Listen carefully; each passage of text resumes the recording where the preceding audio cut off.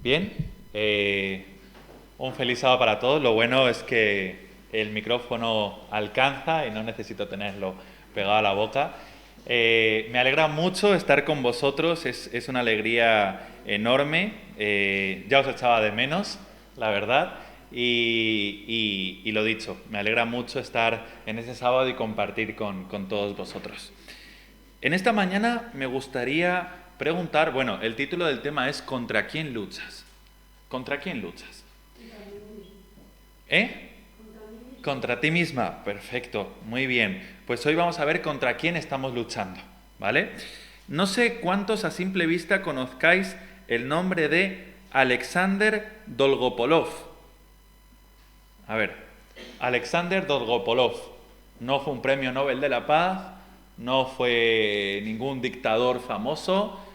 Alexander Dolgopolov, ¿vale? Fue un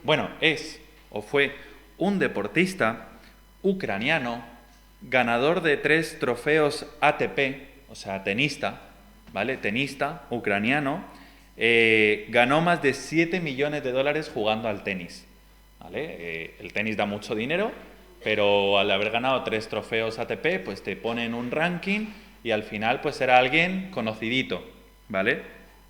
De un día para el otro salió en los periódicos deportivos su nombre y no precisamente por jugar al tenis, no precisamente por su juego de tenis. Alexander Dolgopolov, por si queréis buscar en internet, salió en los periódicos porque publicó en su Twitter una fotografía de armas, de armas. Él tomó la decisión de dejar a su familia y alistarse en el ejército ucraniano para pelear contra Rusia. Un tenista. Y él publicó una foto de armas, un casco, un chaleco antibalas, y él dijo, antes eran raquetas y cuerdas, y ahora es esto. Fijaros, cambió sus raquetas, sus muñequeras, cambió su gorra de tenis por otra indumentaria diferente. Y puso también, este es mi hogar y lo defenderemos con toda la gente que se quedó allí. Siento mucho respeto por todos y mucho orgullo por lo unido que está este país bajo la presión de un dictador, escribió él en sus redes sociales. ¿Contra quién estamos luchando? ¿A quién le gusta la guerra? ¿A quién le gusta la guerra? A nadie. Pero al final, cuando hay guerra, nos tenemos que poner de un bando o del otro. Tenemos que tomar decisiones cuando hay guerras. Y a veces son decisiones difíciles. ¿Sabéis? Alexander tuvo que tomar la decisión de dejar todo lo que toda su vida había practicado, había entrenado, para tener que dedicarse a defender a su país, a defender a su patria. Y en la vida del cristiano también hay guerras, ¿no? No tenemos lucha contra carne ni sangre, sino contra principados, potestades, que no son de este mundo. Y tenemos guerras y peleas, también diarias. Hay batallas que luchar, peleas que es mejor no enfrentar. Hay peleas que es mejor rendirse antes de tiempo que meterse en la pelea. Y también hay guerras diarias con las que lidiar. Luchas personales, que a veces parece que pueden más que nosotros, que parece que el enemigo tiene más armas que nosotros, que está mejor preparado que nosotros. Pero por eso cada día tenemos que prepararnos para las guerras que tenemos que luchar personales. En la Biblia existen diferentes tipos de batallas y sobre todo en el Antiguo Testamento. Y me gustaría resaltar 2, una contra el yo y otra contra Dios. ¿Vale? Hoy vamos a ver 2 tipos de guerra, una contra el yo y otra contra Dios mismo. Acompáñame buscando en el libro de Segunda de Reyes,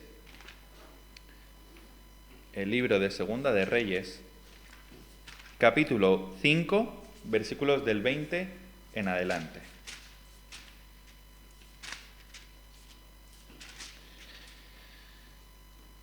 El título del capítulo 5 es Eliseo y Naamán, una historia que conocemos todos, pero no sé cuántos conocéis el nombre de Giezi o Giezi.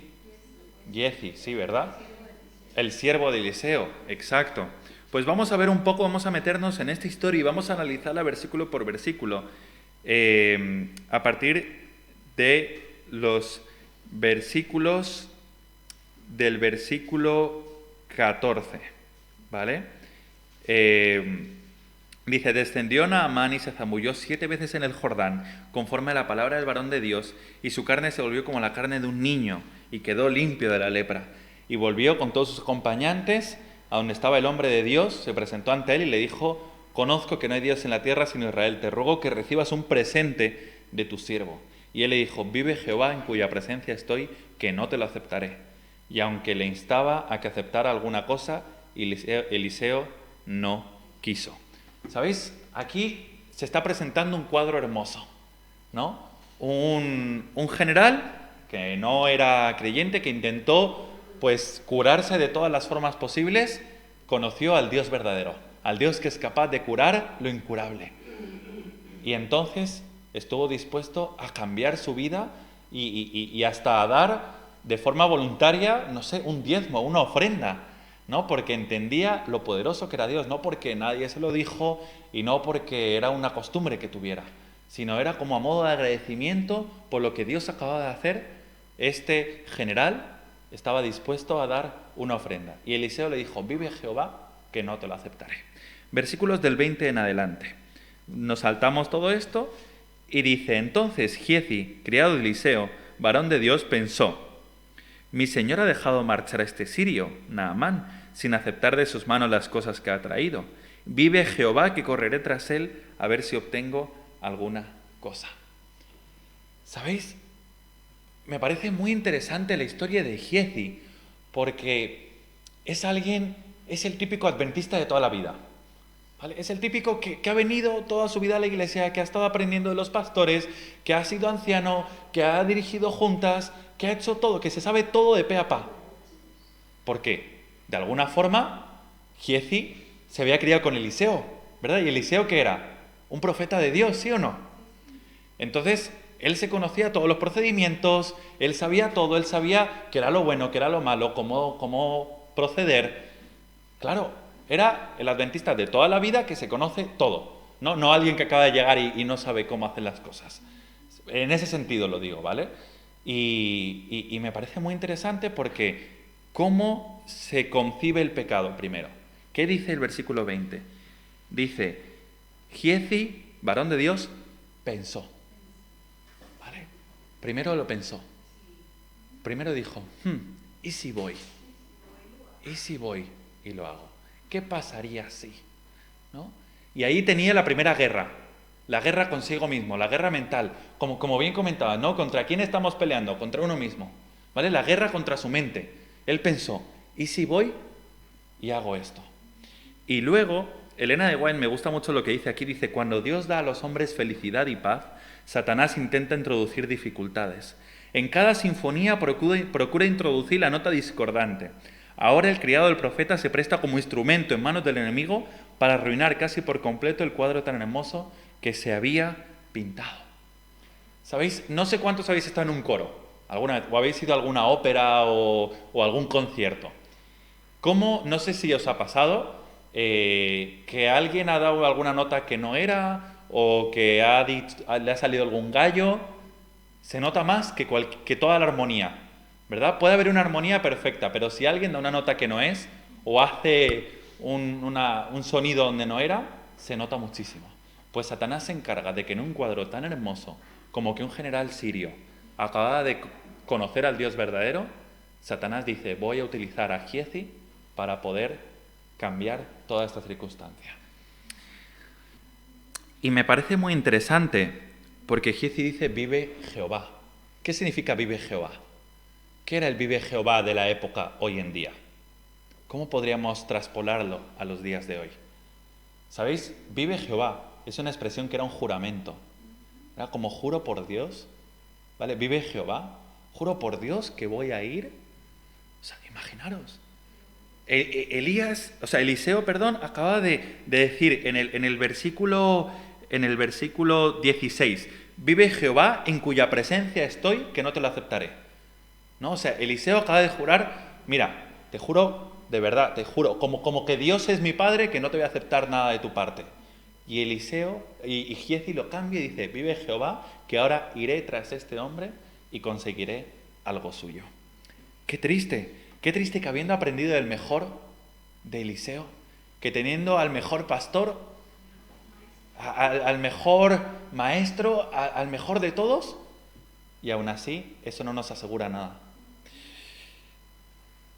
Seguimos leyendo, ya nos conocemos todos la historia, pero un poco más adelante dice que siguió Giezi a Naamán, y cuando Naamán veía que venía corriendo tras él, se bajó del carro para recibirle. Imaginaros la diferencia, ¿vale? Vemos la diferencia entre alguien que acababa de conocer a Dios y alguien que llevaba toda su vida cerca de Dios pero que no lo conocía. ¿Vale? Importante esto. Uno corre para conseguir algo para él. El otro se baja del carro sin necesidad porque era un general sirio. No tenía ninguna necesidad de bajarse ante un criado y se baja del carro a recibirlo. O sea, ¿cómo es alguien que tiene a Dios en su corazón y alguien que no? ¿Va todo bien?, le preguntó. Todo bien, le respondió él, pero mi Señor me envía a decirte, una mentira lleva a la otra, un pecado lleva a otro. Elena de White dice, sí que es verdad que cometer un pecado pues lo podemos cometer todo, pero cuando rompes ya la barrera del pecado, la siguiente vez te es más fácil caer, y la siguiente más fácil aún. Un pecado lleva a otro. Acaban de venir a verme de los montes de Efraín 2 jóvenes, encima mete a otras personas, ¿no?, en sus intereses. Te ruego que les des un talento de plata y 2 vestidos nuevos. Y una vez más vemos un corazón de alguien que ha conocido a Dios. Naamán dijo, toma, por favor, 2 talentos. O sea, tú me pides 1, yo hago la milla extra, ¿no? Tú me dices que te dé 1, te doy 2, porque estoy tan agradecido por lo que Dios ha hecho en mi vida. En cambio el otro, Dios hizo tanto en su vida, Giezi, y no estaba agradecido. Y le insistió y ató los 2 talentos en 2 bolsas y se lo llevó. Y cuando llegó a un lugar secreto, interesante esto también, cómo nos tratamos de esconder de Dios, ¿no? Y esconder las cosas que acabamos de hacer en un lugar secreto y no podemos estar orgullosos de lo que hacemos, sino que nos vamos a un lugar secreto a cometerlo. Pues lo escondió allí, lo tomó de manos de ellos y le guardó. Y entró y Eliseo le dijo, ¿de dónde vienes, Giezi? Y esto me recuerda a las madres, ¿no? Las mamás que todo lo saben y que te lo preguntan simplemente para confirmar, ¿no? Para ver si, oye, si se lo vas a decir o no, pero en el fondo ya saben la respuesta. Pues claro, cuando una madre te pregunte algo, hijos, tenerlo en cuenta, ¿eh? Cuando tus padres te pregunten algo de forma insistente es que ya lo saben, decir la verdad, ¿vale? Porque ya lo saben. Y esto me recuerda porque Eliseo le dice, ¿de dónde vienes? Y Eliseo ahí, y esto me pone muy triste, porque Eliseo ahí todavía tenía oportunidad de arrepentirse. Todavía en ese momento Eliseo podría haber dicho, Giezi, perdón, podría haber dicho, perdón Eliseo, acabo de venir de pedirle algo a Naamán, me arrepiento un montón, lo siento. Pero aún así ya estaba tan metido en su pecado, en su mentira, ya había perdido la guerra contra sí mismo, contra el yo, contra el egoísmo, ya había concebido en su corazón tanto ese deseo que ya la guerra estaba perdida. Pero todavía tenía posibilidades, todavía el enemigo le daba, ¿no?, ahí como la posibilidad, y él dice, tu siervo no ha ido a ninguna parte, respondió él. Y sigue mintiendo, y ya estaba tan metido en el medio de la guerra que ya vio difícil salir de ahí. Y Eliseo le insistió, cuando aquel hombre descendió de su carro para recibirte, ¿no estaba allí también mi corazón? ¿Acaso es tiempo ahora de tomar plata, vestidos, olivares, viñas, ovejas, bueyes, siervos y siervas? Por lo tanto, la lepra de Naamán se te pegará a ti y a tu descendencia para siempre. Y salió de allí leproso, blanco como la nieve. Qué historia tan triste, ¿no? Una historia de una guerra perdida, una guerra derrotada. Pero ¿cuándo perdió Giezi esta guerra? Mucho tiempo antes. No la perdió cuando pensó, no la perdió cuando vio la escena, no la pensó cuando vio lo rico que era Naamán. La perdió desde mucho antes, al no estar conectado con el Padre. Él ya estaba en su corazón teniendo deseos y vio en esa oportunidad la oportunidad perfecta para hacerse con aquello que durante tanto tiempo estaba deseando, que eran riquezas. Y ahí simplemente concibió el pecado, concibió ese deseo. ¿Qué aprendemos de esta historia? Aprendemos que ver milagros no transforma, para empezar. A veces pensamos que como cristianos necesitamos un gran milagro para cambiar nuestra vida. No, ver milagros no transforma. Lo que transforma es una relación diaria, personal, dedicada con Dios. También aprendemos de esta historia que un pecado lleva a otro. A veces pensamos, venga, solo esto y ya. Solo una vez y ya. Pero al final nos metemos tanto en el ciclo que un pecado nos lleva a otro. Y por último, que desviar la mirada del propósito divino nos hará vivir completamente desdichados. Poner nuestra vista en cosas materiales, en cosas diarias, solo nos hará vivir tristes, desdichados. Solo lo que Dios ofrece es aquello que puede darnos la felicidad eterna. Y esta historia termina muy mal, pero vamos a ver otra historia que la encontramos, y esta es una pelea con Dios mismo, en Génesis, capítulo 32, ya sabréis de cuál estamos hablando. Génesis, capítulo 32, versículos del 22 al 28. Y es la guerra que tuvo Jacob con Dios, ¿vale? Y vamos a leer un poco estos versículos, del 22 al 28. Dice así: al tercer día, 32, 22 al 28. Se levantó aquella noche, tomó a sus 2 mujeres, sus 2 siervas y sus 11 hijos, y pasó el vado de Jaboc. Los tomó pues y les hizo pasar el arroyo a ellos y a todo lo que tenía. Así se quedó Jacob solo y luchó con él un varón hasta que rayaba el alba. ¿Sabéis? Dice el comentario bíblico que aquí Jacob quiso pasar la noche orando. Por eso pasó a todos al otro lado y se quiso quedar él solo orando, tener una comunión él solo con Dios. Deseaba estar solo con Dios, el único que podía apaciguar el corazón ¿de quién? De Esaú, su hermano. Recordar que Esaú le venía persiguiendo desde hacía muchos años. Y imaginaros qué malas noches debía pasar. No sé si alguna vez habéis estado, no sé, a punto de dormir y os habéis acordado de algo importante que decíais, uy, el plazo era en nada de tiempo. ¿Y lo habré hecho o no lo habré hecho? Y ya no puedes dormir. Imaginaros Jacob, perseguido por Esaú durante años, pensando que sabría su ubicación, que sabría todo, lo mal que debería dormir. Cada ruido que escuchaba cuando dormía afuera pensaría que sería, ¿quién? Esaú, viene a por mí, ¿no? Esaú, viene a matarme. Y entonces él quiso pasar la noche porque Dios era el único que podía calmar el corazón de Esaú. Y aquí seguimos leyendo y dice: cuando el hombre vio que no podía con él, tocó en el sitio del encaje de su muslo y se descoyuntó el muslo de Jacob mientras con él luchaba. ¿Sabéis qué bien debería luchar Jacob? ¿Verdad? Qué bueno para la guerra sería Jacob, que ni Dios mismo podía con él. Y tuvo que decir, oye, mira, ya está bien de guerra, ¿no? O sea, ya está bien esta pelea, ya demasiado tiempo llevamos peleando y ya voy al punto clave, ¿no? Y Jesús sabe nuestros puntos débiles. Y Dios sabe cuáles son nuestros puntos débiles. ¿Y por qué? Y esto me parece muy interesante. ¿Qué es rayaba el alba? ¿Qué es rayar el alba?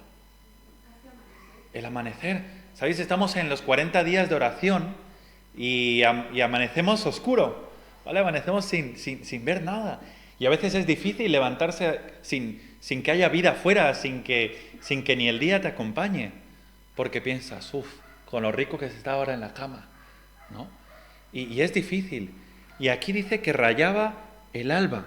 ¿Por qué justo cuando rayaba el alba Dios quiso terminar la pelea? ¿Qué pensáis?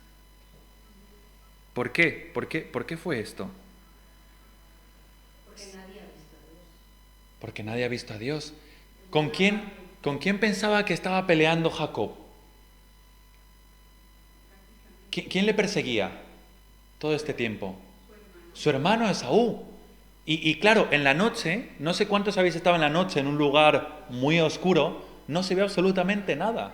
O sea, si la luna te alumbra, bien, pero si es una noche nublada o lo que sea, no se ve absolutamente nada. Y si la luna alumbra un lugar, otro lugar queda totalmente oscuro. Seguramente Jacob pensaría que estaba peleando con su hermano, con Esaú. Y entonces, como Dios no quería que supiera que no era Esaú, sino que estaba peleando con Dios mismo, cuando estaba amaneciendo y se empezaba a ver como, uy, pero si este no es Esaú, pero que este no es mi hermano, ¿contra quién estoy peleando? Y se agarró de él y entonces, ¿no? Dijo, tú no eres Esaú, ¿quién eres tú? A veces peleamos guerras en la oscuridad. A veces damos manotazos sin saber qué estamos haciendo. A veces tratamos de pelear las batallas que tenemos en nuestra vida por nuestras propias fuerzas. Y tratamos suponemos quién es el enemigo, suponemos contra quién estamos luchando. Pero cuando la luz del Señor ilumina nuestras vidas, ahí vemos que no estábamos luchando contra lo que creíamos y que no estamos luchando solos. Comprendió, él reconoció, el patriarca reconoció el carácter de su adversario y comprendió que había luchado con un mensajero celestial y que por eso sus esfuerzos casi sobrehumanos no habían obtenido la victoria. ¿Sabéis? Esaú quería matar a Jacob y esa pelea era vida o muerte. Era una pelea de el que pierda aquí muere. Y él se había esforzado como nunca en esa pelea y entendió que por más que se hubiera esforzado por sus propios esfuerzos, no valía la pena, porque estaba peleando con Dios mismo. Y que los esfuerzos sobrehumanos que podamos hacer en nuestras guerras, en nuestras peleas, en nuestras batallas, no sirven de nada si no van acompañados de Dios. Era Cristo, el ángel del pacto, el que se había revelado a Jacob. Y ahora el patriarca estaba imposibilitado y sufría el dolor más agudo, pero no aflojó su asidero. Imaginaros teniendo la rodilla lesionada, ¿no? Y no pudiéndose mover, pero no soltaba a Dios. Qué bonito y qué importante sería que en nuestros momentos de dolor, de debilidad, de aflicción, pudiéramos aferrarnos tan fuerte a Dios que dijéramos: Señor, de estas rodillas no me levanto hasta que no sienta que me estás hablando, hasta que tú me bendigas. De esta situación no voy a dejar de orar hasta que vea tu mano obrando. Pero nos rendimos porque estamos tan cansados de pelear por cosas que, claro, finalmente decimos: no tengo fuerzas para seguir de la mano de Dios. Y muchas veces nos salimos. Y eso hemos visto en pandemia, que ha hecho mucho daño, ¿no? Cómo pues había gente aferrada a Dios, pero que a la primera de cambio o a la primera tempestad fuerte se nos resbala la mano y nos vamos de Dios. Jacob le dijo: no te dejaré si no me bendices. ¿Cuál es tu nombre?, le preguntó el hombre. Jacob, respondió él. Como si no lo supiera, ¿no? Dios mismo. Entonces el hombre le dijo: ya no te llamarás Jacob sino Israel, porque has luchado con Dios y con los hombres y has vencido. ¿Por qué le preguntó su nombre? Porque para la cultura el nombre definía quién eras. Y le quiso darse cuenta que dijo: ¿cuál ha sido tu vida hasta ahora? Pues a ver, en otras palabras, ¿cuál es tu nombre, Jacob? Sería como decir: ¿a qué le temes? Cuéntame tu historial, ¿no? Tu currículum vitae, ¿de qué has hecho hasta ahora en tu vida? Y él dice: huir.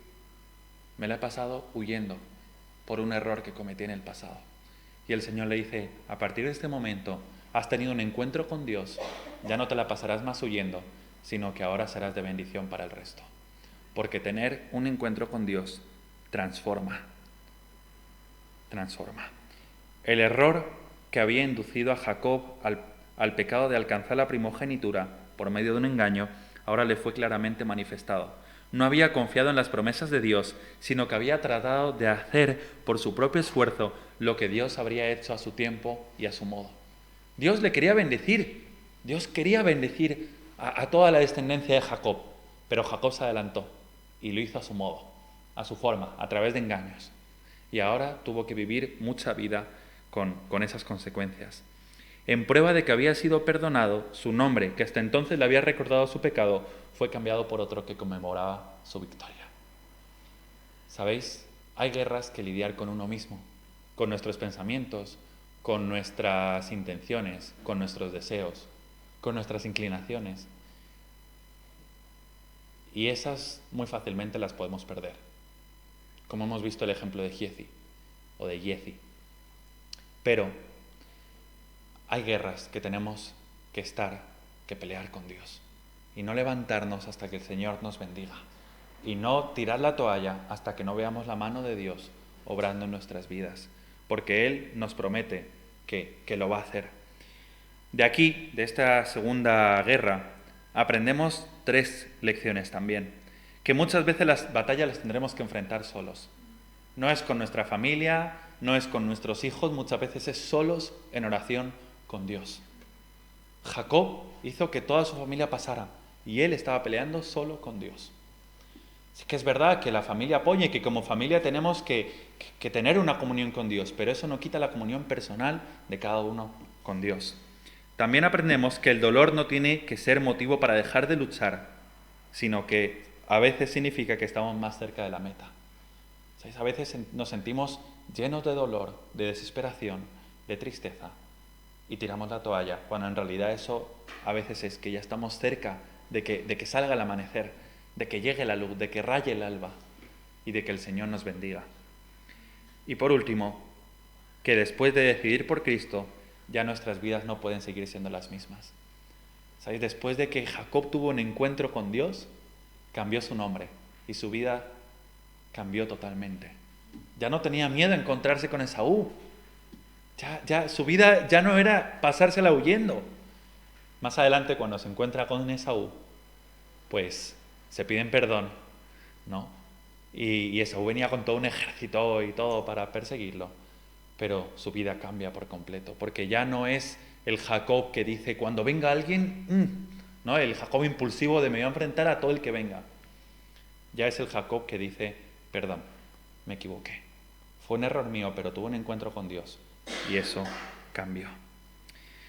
¿Sabéis? Vivimos en los últimos tiempos y ya es hora de despertar.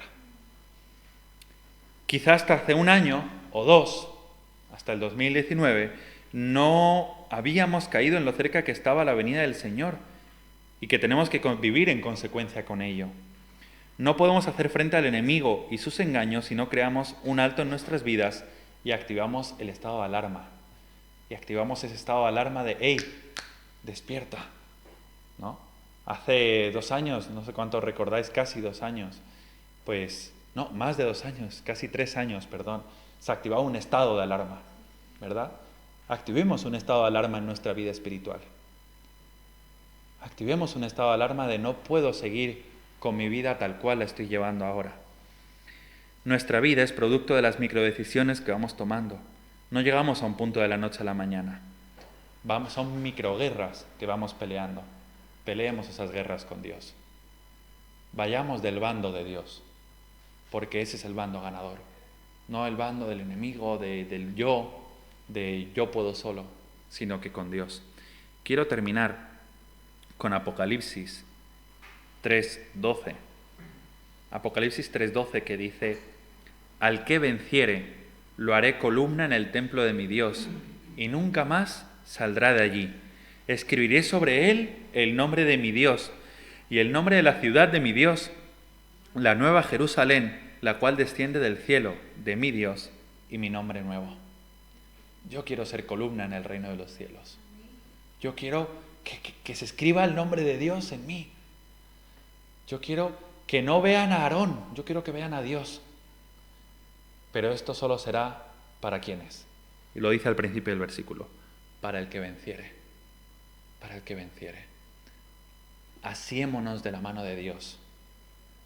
Agarrémonos de Dios tan fuerte que cualquier circunstancia no pueda con nosotros.